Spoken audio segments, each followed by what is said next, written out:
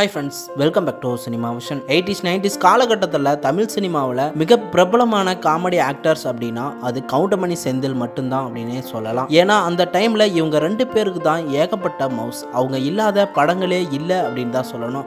குறிப்பாக இவங்களுக்காகவே பல திரைப்படங்களை இயக்கியிருக்காங்க அப்படின்னு கூட சொல்லலாம். செந்தில் கவுண்டமணி காமெடி ஆக்டராக நடித்த அந்த காலகட்டத்தில் ஹீரோவுக்கு கொடுக்குற சம்பளத்தை விட கவுண்டமணி செந்திலான காமெடி நடிகர் இவங்களுக்கு தான் அதிக சம்பளம் கொடுத்துருக்காங்க. இவங்களோட காமெடிஸ் எல்லாமே ரசிகர்கள் மட்டும் இல்லாமல் ஜென்ரல் ஆடியன்ஸ் எல்லாருமே விரும்பி சிரித்து மகிழ்ந்து பார்ப்பாங்க.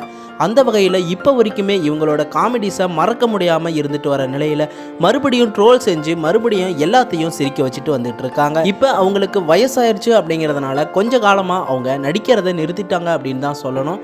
சமீபத்தில் மறுபடியும் கம்பேக் கொடுத்து செந்தில் ஒரு சில படங்களில் கெஸ்ட் ரோலாக நடிச்சிட்டு வராங்க. கவுண்டமணி நடித்தா ஹீரோவாக தான் நடிப்பேன் அப்படின்னு சொன்னார். அவர் சொன்ன மாதிரியே சமீபத்தில் அவரோட நடிப்பில் ஹீரோவாக நடித்து ஒத்த ஓட்டு முத்தையா அப்படிங்கிற படம் கூட வெளிவந்துச்சு. இந்த படம் மக்கள் மத்தியில் நல்ல வரவேற்பு கிடைக்கல அப்படின்னு கூட இருந்தாலும் அவரோட ரசிகர்கள் எல்லாருமே கவுண்டமணியை இத்தனை வருஷம் கழிச்சு மறுபடியும் தியேட்டரில் பார்க்குறோம் அப்படிங்கிற சந்தோஷத்தில் மகிழ்ச்சியாக பார்த்தாங்க அப்படின்னு தான் சொல்லணும். அதுக்கப்புறம் கூட சமீபத்தில் கவுண்டமணி அவங்களோட மனைவி உடல்நலக்குறைவால் இறந்த செய்தி ரசிகர்கள் மட்டும் இல்லாமல் திரைப்பிரபலங்கள் எல்லாருக்கும் அதிர்ச்சியை ஏற்படுத்தினுச்சு.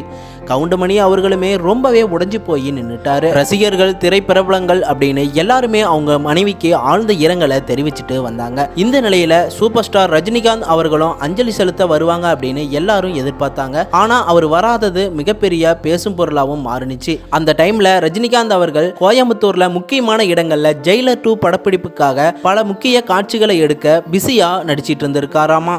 இந்த நிலையில இப்ப அவரு ரஜினிகாந்த் அவர்கள் கவுண்டமணியை அவர்களை நேர்ல சந்திச்சு மன்னிப்பும் கேட்டிருக்காராமா. அவங்களோட மனைவிக்கு ஆழ்ந்த இரங்கலையும் தெரிவிச்சிருக்காங்களாமா. இந்த செய்தி தான் இப்ப பயங்கர வைரல் நியூஸா பரவி வந்துட்டு இருக்கு. மேலும் இது போன்ற சினிமா அப்டேட் தகவல்களை தெரிஞ்சுக்க சேனலை சப்ஸ்கிரைப் பண்ணிட்டு பெல் ஐக்கனையும் கிளிக் பண்ணிக்கோங்க.